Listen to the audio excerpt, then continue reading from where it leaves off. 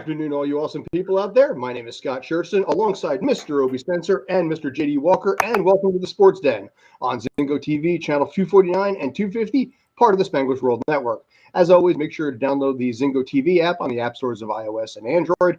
When you download the Zingo TV app, make sure to rate and leave a comment. All apps are free. And lastly, before we get to it, it's available on Google Chromecast, Amazon Fire, Fire TV sticks, Roku sticks, and all smart TVs 2016 and forward.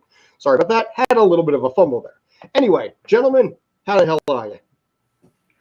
I'm good. Better that you have to say that than me, because at least it gets done right 99% of the time. So, makes me happy. Yeah, I definitely need a cue card for that one if I need to say that. Doing okay. Doing fine here. Air conditioning died on Friday, but was replaced by Sunday. Yeah, right. Miracle. I didn't even think it was possible until it happened. I know. You sent me a message on that. My God, dude. So that's right. All right. So we're going to be covering a bunch of stuff here. We're going to be talking a little bit of Washington Wizards. We're going to be talking a little Formula One, maybe a little boxing if we get into it. We can make fun of, like I said, the Mullen that we were just talking about before we started here. Formula One. We got a whole bunch of stuff, but first, let's kick things off. Mr. Bradley Beal, you, sir, just got paid. JD, let's start it off with you. Talk about this. It's a 5-year deal for $251 million. Beal got paid. For somebody who played 40 games last year. For a franchise that already had the Washington Wizards just got out from the John Wall contract, which basically ruined that franchise. Now they're going to do it all over again for Beal. Yeah. And Beal's a decent player. He's actually closing in on a lot of the franchise records, where he might be passing Wes Unseld who owns most of the franchise records within the duration of his contract. So basically, they have David Wright. Somebody who may end up being the best player in franchise history by default, and you're not winning jack with him. The Bullets, as they were then known, made the NBA Finals twice in 1978 and 79. They won in 78, lost in a rematch with the Sonics in 79. Guess how many playoff series they've won since then? Well, they've had what? They haven't been past the first round, I think, in 10, 15 years? They haven't been past they haven't. No, they did win the first round series, a few. They haven't been to the conference finals, though. They've only actually won a first round series and made it past there 5 times since 1979 NBA Finals. This is a franchise that is an absolute joke and has done nothing. And they give out dumb contracts like this. The franchise is most famous for the time that Michael Jordan bought them to play, so he could play for them, and for an incident with Gilbert Arenas pulling a gun on half the locker room about 10 years or so ago, and for John Wall being injured. That's it. I think that this contract is a great example of the fact that of some things we forget, which is that even in professional sports, there are guys who are just doing it because it's what they're good at. They want their money, and winning isn't the thing for them. It's a job, and they're just doing a job. And Bradley Beal's like, I'll take the most money I can get on a team that's not going to win. And I think for the Wizards, they're like, there's nothing we can do right now to build a winner. So let's play Beal a bunch of money. We're not going to pay anybody else anything. With Beal and whoever comes to town, we'll keep the stadium as packed as we need to make a profit. And that's what I think this is. And so, yes, does it make it a horrible franchise? Yes. Do all sports suffer from teams that do this? Absolutely. Is it better for sports than tanking? That's a debate I think that's much more interesting. We're going to build a roster that we know can't win, but it's not going to be completely the worst team because we have a player who's going to by default win us a few games. The player himself is not trying to build a super franchise around himself, because he could have taken less, got a mid-level exception, and gone somewhere and made a team a contender or to a contender, and made them giving them a real shot. But that's not what he wants, and they seem to be, they could have passed on him. They could have gone to full tank mode, tried to sign, some younger players that gave him. But no, this is just two teams. They're perfect for each other. That's what they are. They're perfect for each other. I mean, good for Beal for getting this money. And if somebody's dumb enough to offer this contract, good on him for taking it. And we previously discussed about what happens when the same entity owns multiple franchises, and how there's a clear pecking order. It's worth noting that Ted Leonsis owns both the Capitals and the Wizards, both on the ice and the court. And I'd imagine on the balance sheet, it is pretty clear where most of the focus of that combined entity is. It is where you have a clear pecking order with the Capitals on top, and the Wizards are just there. So here is the problem with that. And, we are not in their back offices. We are not doing surveys. Heck, we don't live in Washington. But if you went to another company that had two products and they could just barely make money with one, and they had another that they can make a ton of money with, they're going to keep the other one alive, and then go ahead and push the other one. Even if sometimes if it's at a loss, because there's still opportunities when you lose money on one product for that to increase profits on the other. And this seems like a clear case of that. And There's Blisters doing the same thing with the Sixers and the Devils. Yeah. And I can tell you, in that market, if you had the Flyers and the Sixers, you put the money into the Flyers. But if you have the Sixers and the Devils, you're putting the money into the Sixers. If you had and so I don't live in Washington. I don't know if it's a hockey over basketball town. It seems like a hockey over basketball town, especially with Ovi down there. That helps for sure.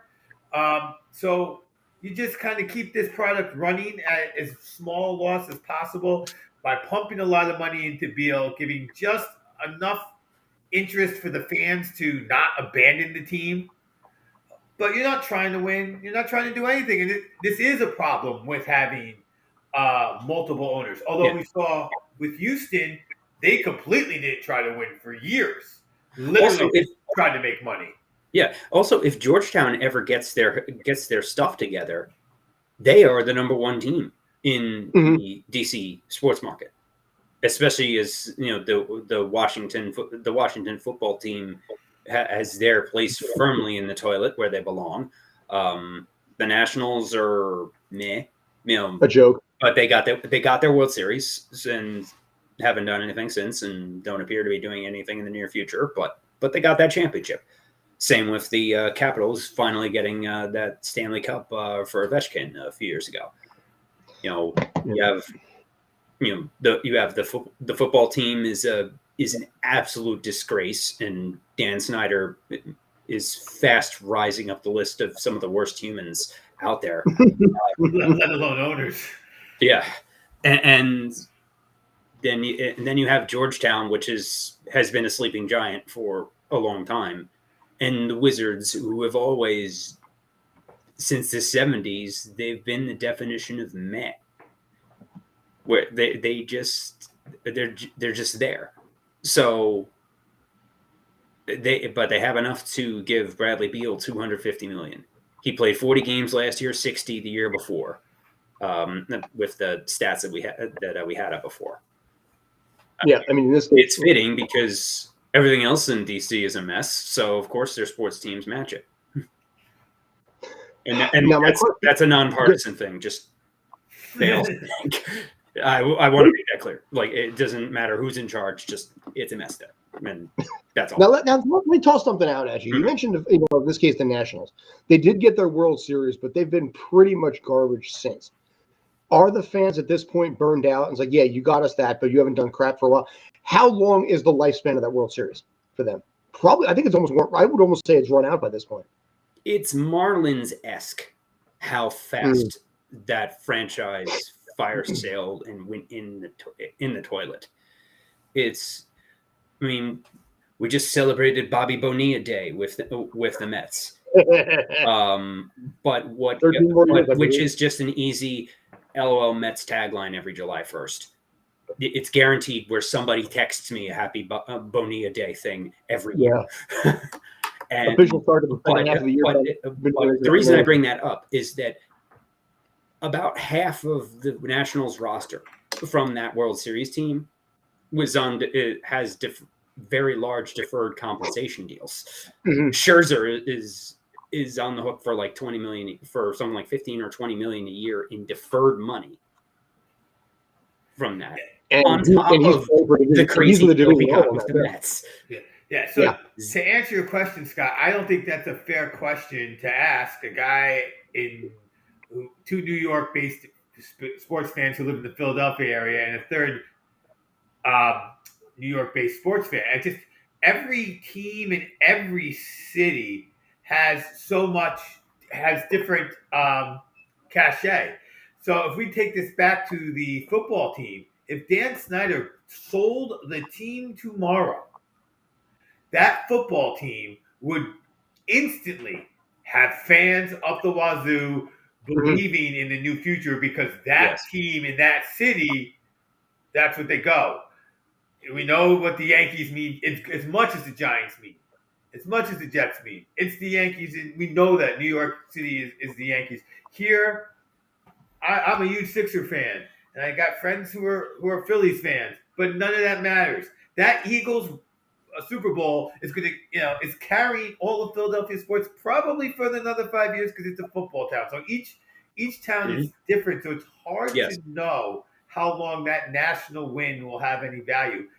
In terms of sports, it's a relatively young team, right? It was formed 2 decades ago, so I don't think it carries. It probably doesn't carry a lot because it's probably not a strong team in terms of fans carrying, and they probably forgot about it 2 weeks after it happened, which is why they're able to Marlin-esque the team and pay everybody to go away.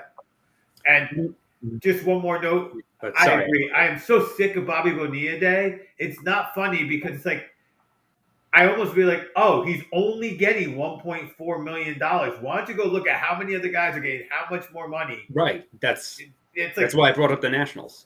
Yeah. Because it's stop with the Bobby Bonilla Day. It's stupid. I think the Braves are still paying Bruce Sutter from the 80s. Are they really? Yeah. It's just dumb that it's the one that we talk about. I think Ken Griffey Jr. is the third or fourth highest paid player on the Reds payroll this year. And he left. Let me think. He left that team 2006 or 2008. He's already in the Hall of Fame, right? But not as a Red. So the other thing about DC sports fans in particular is that the Beltway is an area that is similar to Florida, Arizona, LA. It has a lot of transplants, just through the nature of business in the area, politics, representatives and the people who work, for the various lecherous functions of DC, lobbyists and so forth. It's a huge entity that employs a lot of people who are mostly from other places. So there isn't really much of a bond with the local sports teams. It's come a long way from President Nixon from President Nixon using the call from Air Force One to get a football team score, which actually happened. You know what? That's not the worst thing I think a president could ever do. Remember, certainly not the worst thing Nixon did. He's known for other things as well, but yeah, no. I mean, listen, I know that personally I've never had a problem with, but I don't know. I mean, when you look at Washington sports, the Washington Commanders, whatever you want to call it, football team is what I'm going to go with. I hate the Commander name so much. I don't think personally. I mean, Obi, I don't agree with you necessarily. I think when it comes down to it, it's more a basketball town than a hockey town. I got this feeling in my head that maybe I'm wrong, and it's worth looking at the numbers, but I have a feeling that hockey, much like a lot of other major cities, does take a little bit of a backseat to basketball. When the teams are, it's because the Wizards and Georgetown have been so bad that Washington now is kind of a hockey town by default, with the football team being a joke and with the basketball teams both being nothing. It is at its heart more of a basketball place, yes, but just right now it isn't. The Capitals are the only team there that is even a playoff team right now. Yeah, and I would say here in Philly, I don't know what JD your experience has been, because you've been down here much more recent when the Sixers have been good and the Flyers have been. My experience over 20-ish years has been that Philadelphia is a hockey town, and if both teams were equally as good, the ratings would go to the Flyers. That's just my, I don't know any other city, but I do know here in Philly, it's always felt like it's football, baseball, hockey, and then the Sixers. Same. New York is more of a baseball town, but Philly is more, and football is just kind of something to do during the fall and the winter. And the Knicks have been so irrelevant for so long that with basketball and hockey, they barely exist until they go deep in the playoffs. In Philly, it's all Eagles all the time. Flyers are a diversion during the winter. If a team is bad in Philly for an extended period of time, it's like they don't exist. The Sixers didn't exist until recently. The Phillies essentially don't exist right now. Despite having won a World Series within the past 15 years. You're right. It's, listen to WIP or any of the Philly sports talk stations.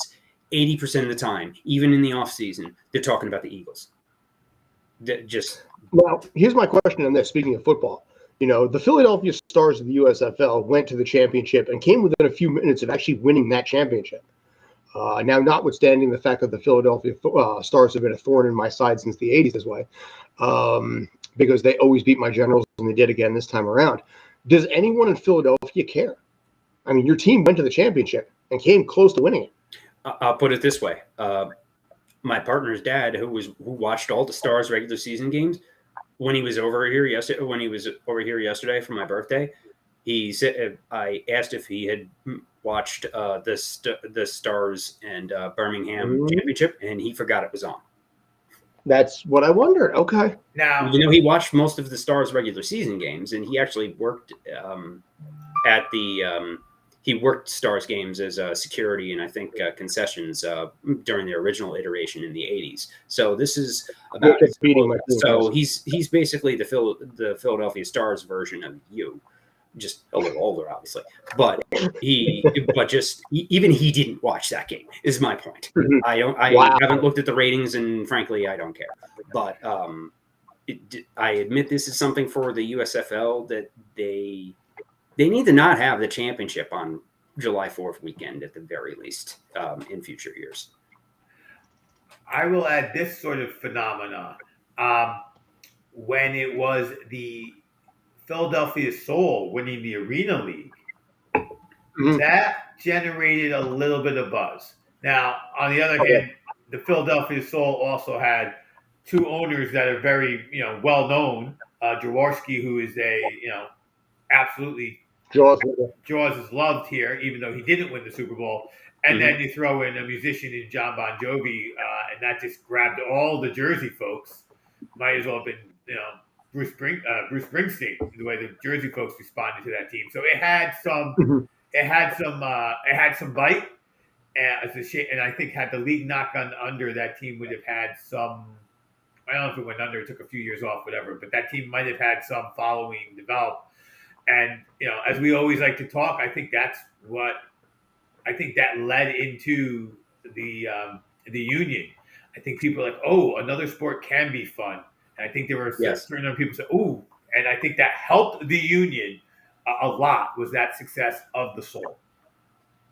The union have absolutely been the union have absolutely been gaining a bit more attention and it's now becoming a trendy thing. It's one of the better atmospheres in Major League Soccer, because with a soccer specific stadium that is relatively small and holds in the noise to the point where you can literally feel the crowd under you in the press box, celebrating after a goal. Coach Curtin himself even said that it's becoming a thing to do, and there are so many kids at these games, which is a positive sign for the growth of soccer. And then you throw in the Philadelphia fans' attitude, and you have a winning atmosphere. Yes, the Philadelphia attitude, which I am well versed in this case. But here's my thing, and I'm curious about this. Since we're talking MLS, so I wasn't planning on going this direction, but screw it. With the fact that Apple TV is now, like I said, broadcasting for the next 10 years. When with Philadelphia sports actually being more popular, or as I put it, Powlar, call it what it is, more and more Powlar. I'll fix that in a sec. You look at basically what's going to happen with Apple TV. They have so much money and so much bank to throw into something like this that I can almost wonder that if they're going to figure out a way to start forcing teams to become more competitive and driving rivalries to drive ratings. If you talk about the out west, you got the Galaxy and the FC. You here in New York, you got NYCFC, Red Bulls, and also the Philadelphia Union. They have a potential to drive something here. And I think when it comes to NYCFC games at home in a very arguably quiet Yankee Stadium, because it houses 47, almost 48,000, I almost wonder if they're going to try and push the Yankees to sell that team. In which case, suddenly the Mets come in, Steve Cohen comes in, and they start to basically figure out a new way to get a stadium. And then NYCFC has that stadium it's been looking for. And as a result, Apple TV makes more money. I think that's definitely on the table.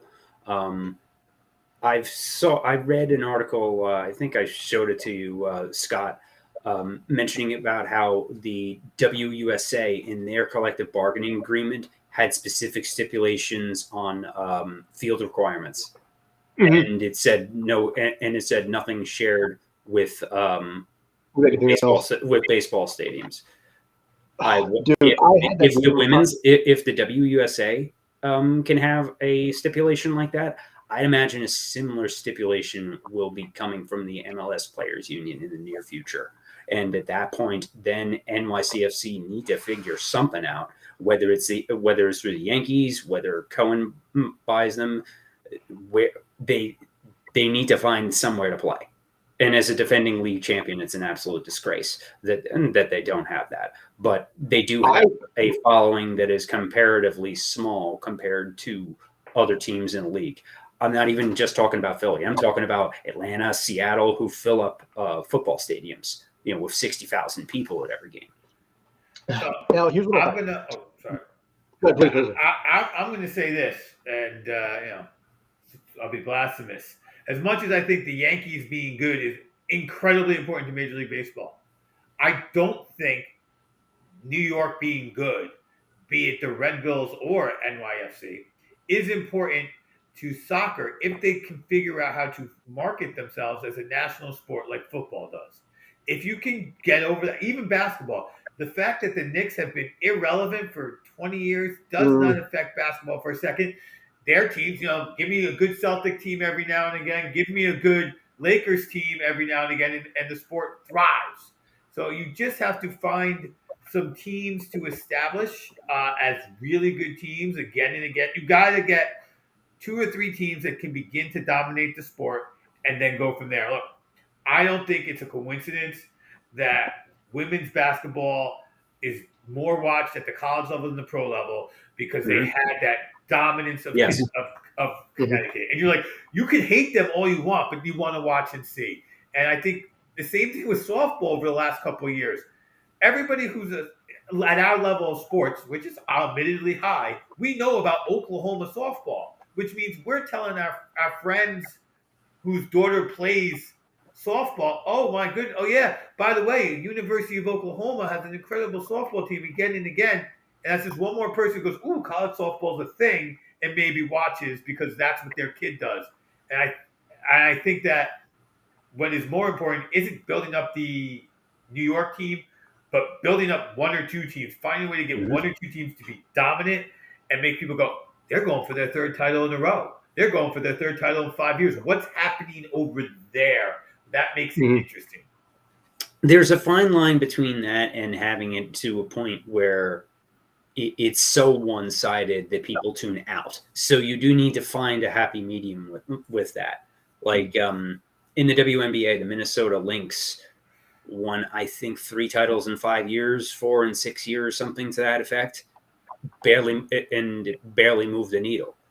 Part of that, I believe, is the continued negligence by the sports media at large of not giving women's sports their due.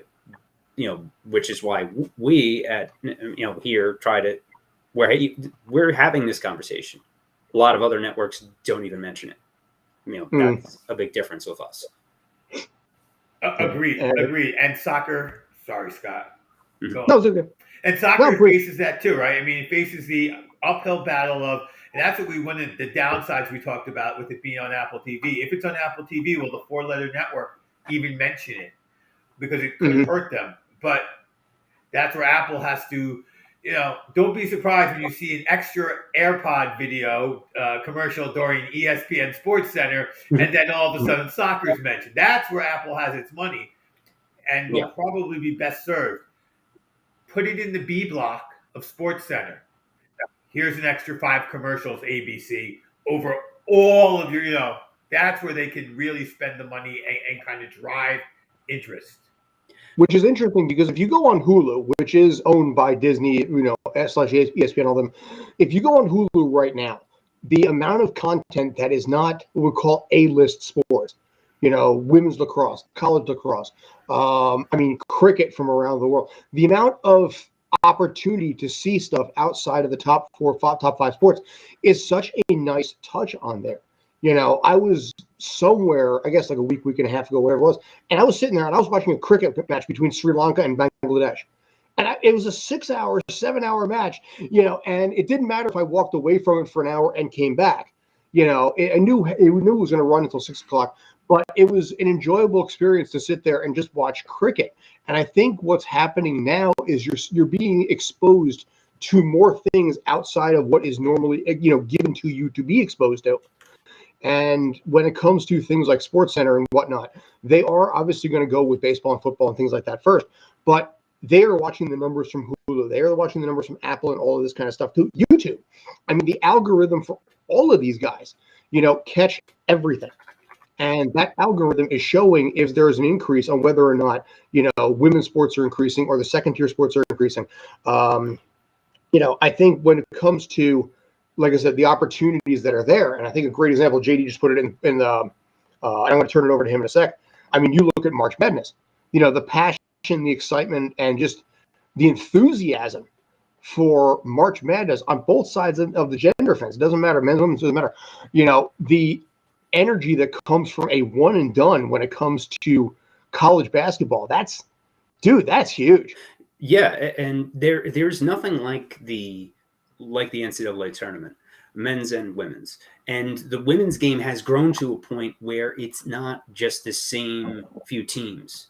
I mean, yes, you have the South Carolinas and the UConns of the world at the top more often than not, but the early round games are actually more interesting. You have teams like Villanova going on a run. Creighton made the Elite Eight. Seton Hall made the women's NIT final. You had but nationally, the Big East was seen as UConn and everybody else, similar to the West Coast Conference in men's, that is Gonzaga and everybody else. But that's absolutely not the case. So rising tide does lift all boats, bringing back your point from before, Obi, about how just the attention that is brought to the juggernaut does help everybody else around, to a point.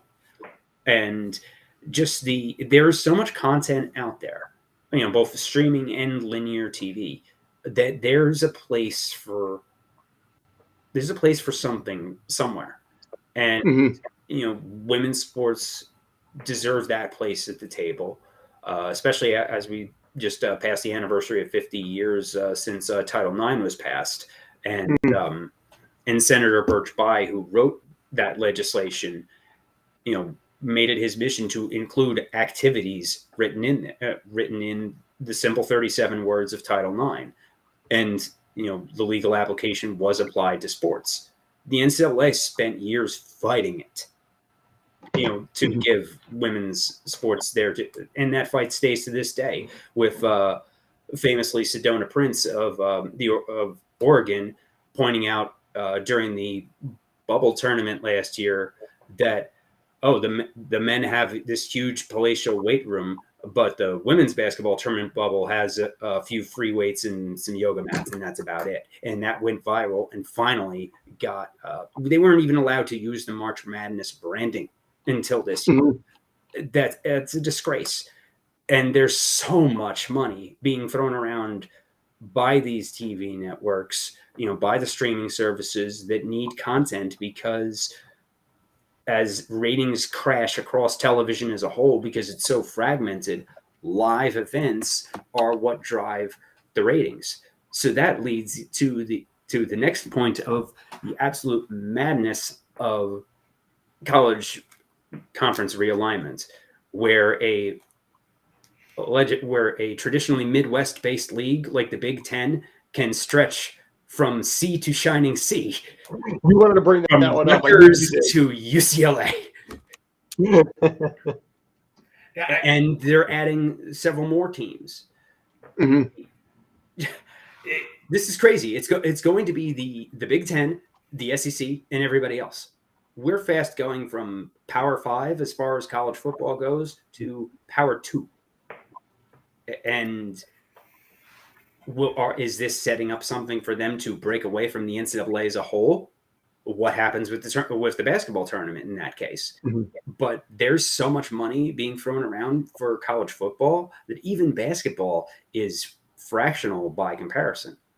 The Big Ten is trying to seek a new rights deal for their media in the next few years that I'm seeing numbers thrown around that could make almost as much as $100 million per school. Big East, by comparison, is trying to get up to 8 to 10 million for basketball.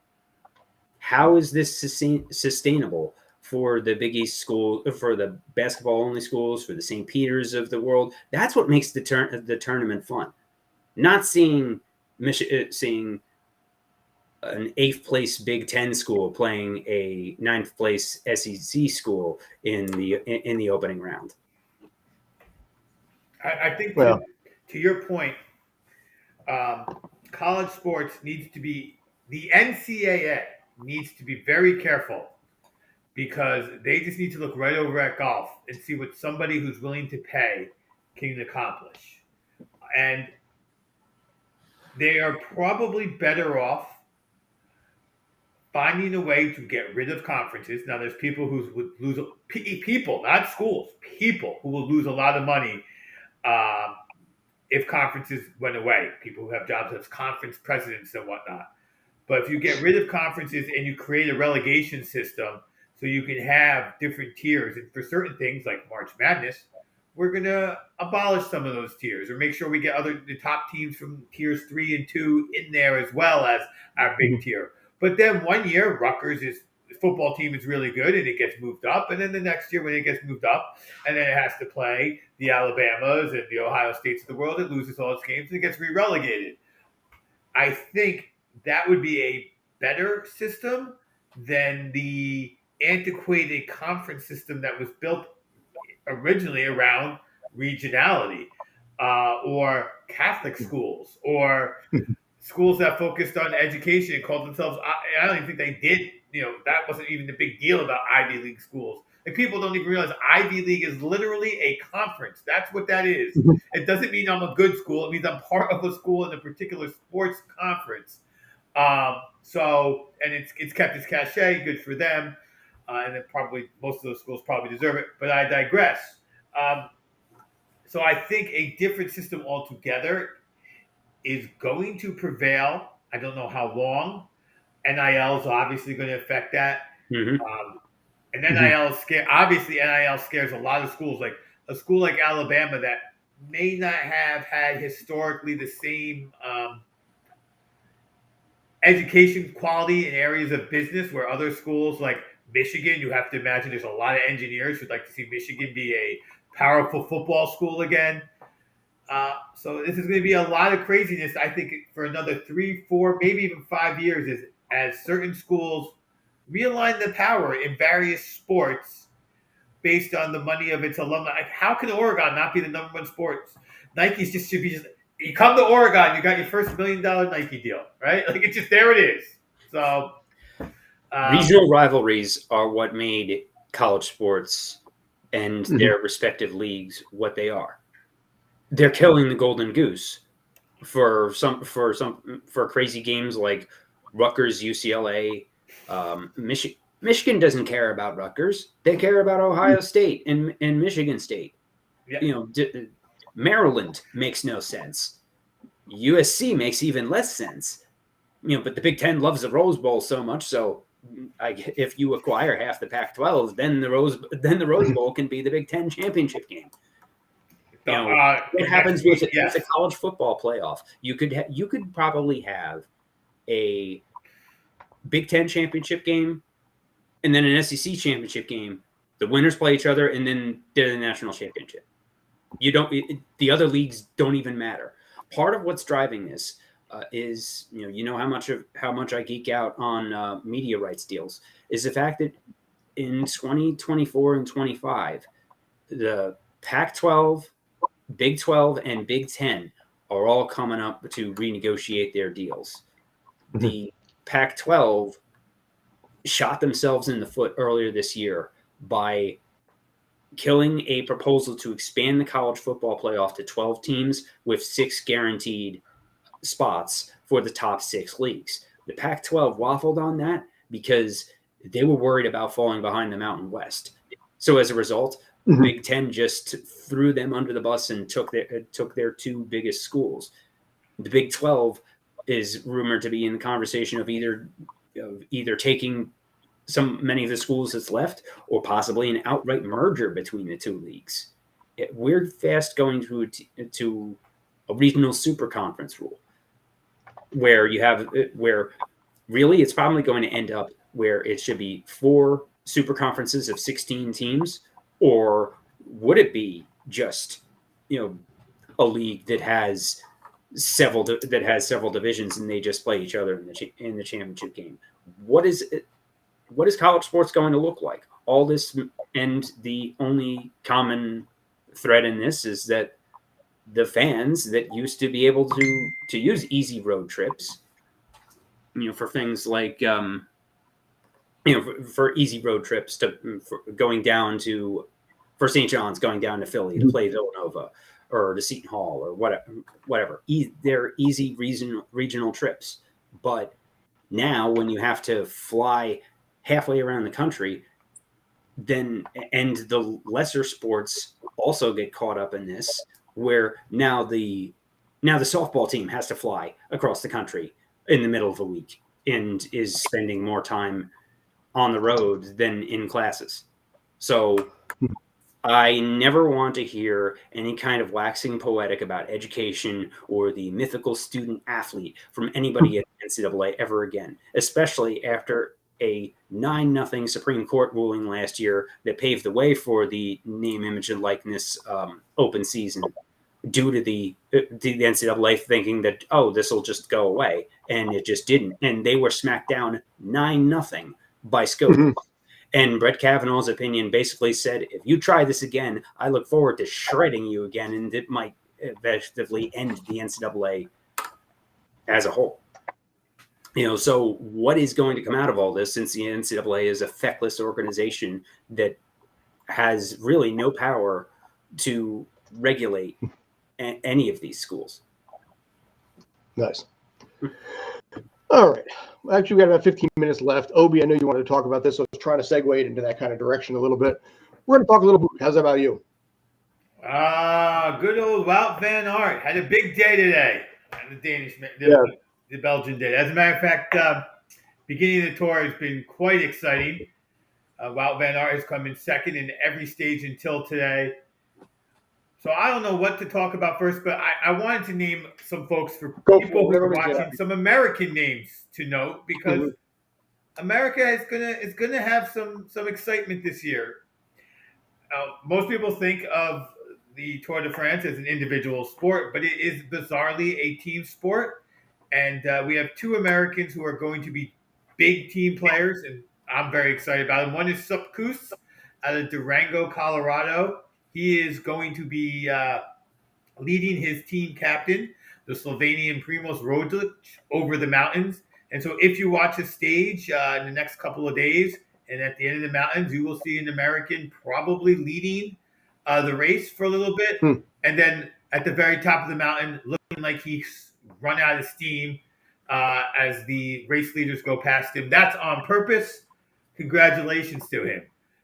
The other American to know is McNulty. He will be leading the other Slovenian, Tadej Pogacar of the United Arab Emirates team. And he will be doing the same thing. So those are the two Americans that we get to watch. For those who are old enough to remember George Hancappy, they kind of had the same role he did. They are going to just be dragging these people over hills until the best riders with their legs left are there. And then the man that we saw earlier, not an American, Wout Van Aert, who is currently leading the race overall and also leading the points, and won Mhm. today in an unbelievably exciting stage, will probably win what's called the green jersey. That is a points. That's who wins, who comes the highest place in the most, the highest finishes in the most days is essentially how it works. And he is Mhm. not a great mountain climber. He's a very good mountain climber. He's not a great sprinter, but he's a very good sprinter. So if the best sprinter sprint, he gets third to fifth. And when there's Mhm. moderate mountains, he can even win like he did today. When there's big mountains, he can come in 20th and get a point there. So he's probably the best rider in the world right now, all around. And today's stage was just proved it. His team had a less than a half a mile hill at 7%. That's probably a hilly driveway to a lot of us. Mhm. And over that, they gained 20. They gained 12 seconds up that hill. Him and his team. At the very top of the hill, he was the last man standing. He took off and rode for 10 kilometers on his own with about 30 people chasing him, which is Mhm. kind of like the rabbit being chased by the dogs in dog racing. And he held off everybody, flapped his wings when he got in. He's personally sponsored by Red Bull and probably made more money in his post race conference than he does for everything else. When wearing the yellow jersey, he said, "This jersey gives me wings." I'm sure that was Mhm. more profitable than anything else. So that's my rant. Nice. I know I rant on these things. I'm here for questions from either of you or your own comments if you're watching. I mean, obviously, like I said, Tour de France has been your bag, big time. I'm sorry I couldn't get you in there. I'm going to work on that for next year, though. If you're able to go over there to actually see it firsthand, I'll see what I can do to make that happen. Might need a couple of articles, but you know what? I think it's good to plan for the future here. Yes, Um, we got practice coming. Gotta have goals. exactly. Hell's yeah, dude. Hell's yeah. So in this case, right now, I mean, Tour de France itself is even starting to get a little more popularity here. I mean, one thing we didn't even touch on today, and we might not, is Wimbledon is getting notoriety and respect over here as well. I popped on Hulu real quick, and two Wimbledon matches were front and center in the sports section. But with regards to Tour de France, I mean, you're seeing an increased popularity in there worldwide, I think. And when you have somebody like Wout, who is setting the table and setting the standards as far as right now, which you referred to as, the yellow jersey being wings, and I can kind of see it that way because once you actually have it, you sure as hell don't want to lose that. It's an embarrassment and a shame to you, and your team to have to give that up. Yeah, well, Wout has a very interesting scenario here where, yes, it's an interesting race because once you have it, you do everything you can to keep it, even if you are like me. Like if somehow I won the stage because everybody else fell, my team and me would do everything like I have a chance to hold it for the next 19 days. The interesting thing here about Wout is that one of the two favorites to actually win the race is his teammate. So Mm-hmm. how the team will ride in the future, I suspect will be for Primos to win the race. But over tomorrow, over the cobblestones, it will be very interesting to see from a viewer's perspective how much they work to keep Wout in the jersey or protect Primos, because cobbles can be very dangerous on the bike, as you can imagine, especially if there's any moisture. More than one Tour de France favorite or leader has gone out when they have a cobblestone stage. Any predictions on who's going to take it? I just look at how good Wout's Jumbo Visma team is, and how well Primoz Roglic has been riding this year, and I think he's going to beat his young countryman Tadej Pogacar overall this year. But I think my soundest thing will be that Wout is going to win the green jersey, less touted jersey, but race fans know it, and I think that he has proven that he's a faster rider than Peter Sagan, and Peter Sagan is the guy who kind of developed the formula for winning this particular jersey without just being the best pure sprinter. So that is my solid. If I bet money I care about that Wout would win the green jersey, and I'd bet a nickel or dime that Primoz will take out Tadej Pogacar this year and break his streak of 2 victories in a row. Nice. All right, so JD, anything else on that before we go on to final topic, which I want to bring up, which we got about 7 minutes left on? The green jersey was for time trials, you said? Green jersey is points. So in the middle of the race, there's a spot. The first person to pass that gets middle of the stage. The first person to get it gets 20, and it goes down to 1. And then on what's called a sprint stage, a stage without a lot of hills, whoever crosses first gets 50, and the guy who crosses 20th gets 1 point. And they divide it down, so it works out. The higher you are, the more points you get. And then on the hill stage, the winner only gets 20 because he's not really the best sprinter, so it's considered the best sprinter. But because they have that middle section and there's breakaways, and then on a stage like today where there's not really hilly, like a hilly, the hilly riders of the tour would not consider it a hilly ride, but a sprinter might just miss it. This is where somebody like Peter Sagan and Wout van Aert can go ahead and really make their bones.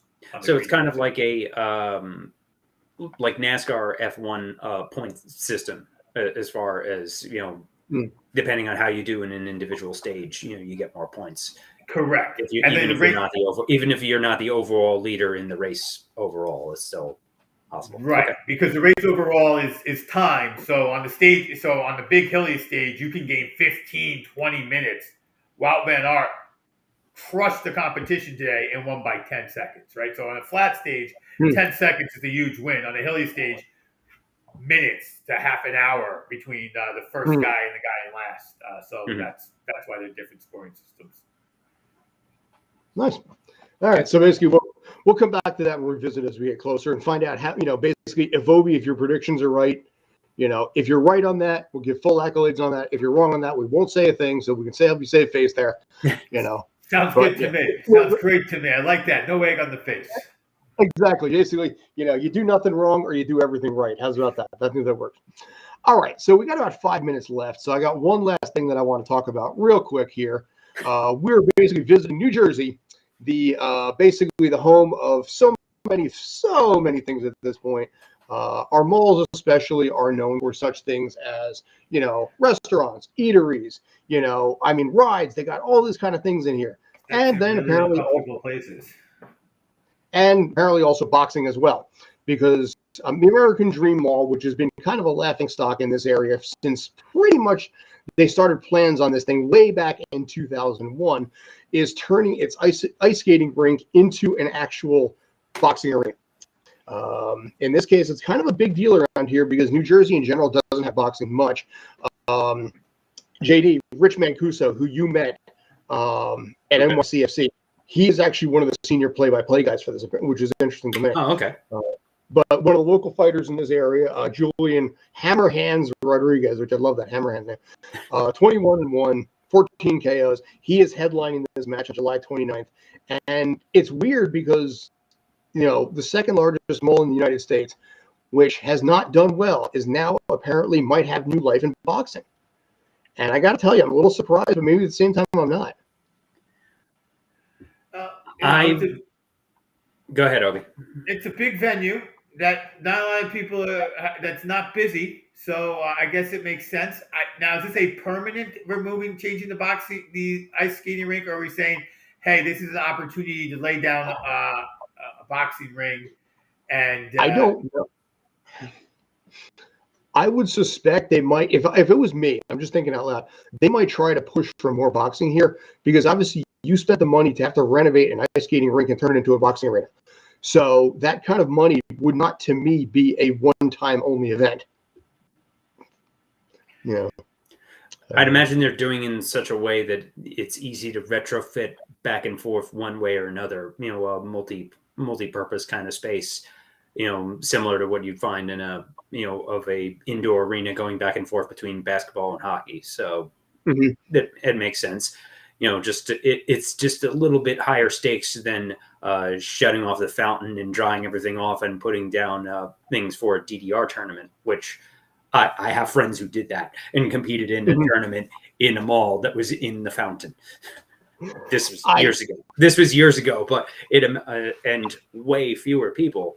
But that's what I'm picturing in my head, you know, where you're just dropping a boxing rink in the middle of the mall just to try and get a few extra people, which reeks of desperation from just how much of a farce this particular mall project has been for decades. As you said, I think 3 developers went bankrupt during the course of this.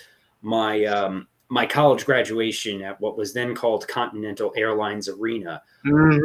You know, and it was while when they did get some traction and actually did start building. So most of my graduation pictures, you just see half finished steel beams behind it, because of needing to take the pictures with it was hard with everybody trying to find the right camera angles that didn't have this stupid construction site in the background. No love lost for that place from my end. I've been rooting for its failure for years. Well, it's in a weird place. I mean, this is something we can delve into maybe if we get closer, if we have more time. Open up something possibly where if we open up like a ranting session about New Jersey malls at some point too. But yeah, this is interesting to me because this was something that our colleague Ernesto Diaz brought up to my attention, and maybe it's a sign of things to come. Maybe American Dream Mall can get something out of this. Tickets are minimum of $100 up to $300 each, and with the $300 tickets, you have to get a block of 10, so it's $3,000 for 10 people. To see a guy I've never heard of box in an arena that I have no idea if it's going to be any good. It seems to me that this place's entire lifespan has been about trying to get way too much money too soon. Like I'm never one of those guys who go, "Oh, I'm not going to that add-on is just a cash grab." Of course, it's a cash grab. They're building a product and trying to sell you something. This is not selling something I want to buy with my hard-earned money. Tickets to a boxing match against guys I never heard of in a mall I don't want to go to in New Jersey. That's what it is to me. No offense to these guys. I mean, 25-1. This is a guy who's probably done with tomato cans and ready to try to make his way. So I wish Hammerhands the best. Go Jersey. I'm all for that. Maybe I don't know. Is that the same price for an Atlantic City fight against two guys? I don't know. I don't know. I don't know what the price of a fight is. That just seems like a lot for that type of entertainment with guys I don't know. That's all. I can go to any other mall on a Friday night and watch teenagers fight for free. So why would I spend that much money to see this? We got to wrap this up. I would love to be able to revisit this at some point because I think it's going to be great for clarity. But also at the same time, it brings to me a little degree of intrigue because I'm curious to see what they're going to do with it. I don't know. But anyway, we got to wrap this up. I'm Scott. That's Obi. That's Mr. J.D. Walker. Thanks to Eduardo. Thanks to Spanglish World Network for hosting. Thank you, Zingo, as well. You guys rock. 7 p.m., we have Tales from the Film Set. Me, Ryan, and Davion previewing Thor Love and Thunder. Will it be a Marvel or a Thunder blunder?